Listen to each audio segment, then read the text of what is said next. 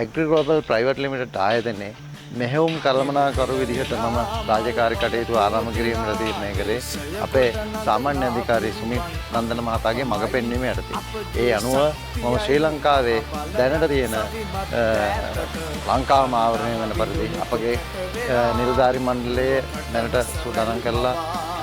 ඒ වගේම නියෝජිත ජාලය, ඒ වගේම කාර්මික ජාලය සියල්ල අපි මේ වෙනකොට සූදානම් කළා.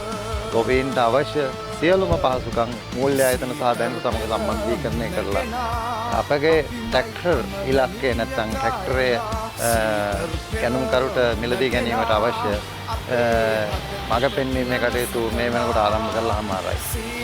මෙන් ඉදිරියට අපේ රටේ පවතින ආර්ථිකය සහ අපේ රටට ගැලපෙන මාදිලි කීපයක් ඉදිරියේදී වෙළඳපොළට නිදහස් කිරීමට කටයුතු කරන බව මෙයින් දන්වා සිටිනවා. මම ඇත්තටම මම මේන් බලාපොරොත්තු වෙන්නේ ලංකාවේ ගොවිත් ජනතාවගේ සුබ සිද්ධිය සඳහා. ඒ වගේම අපි වුණත් ගොවිදුන් වල උපන් මිනිස්සු, ඒ වගේම ගොවිතැනෙන් විඳින දුක අපි හොඳට අඳුරනවා. මොකද අපි ගොවියෝ.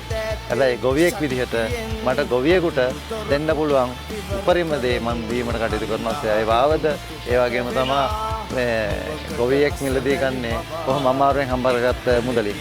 ඒ මුදලට වටින්න වාහනයක් හඳුනා ගැනීම තමයි ප්‍රධාන අරමුණ.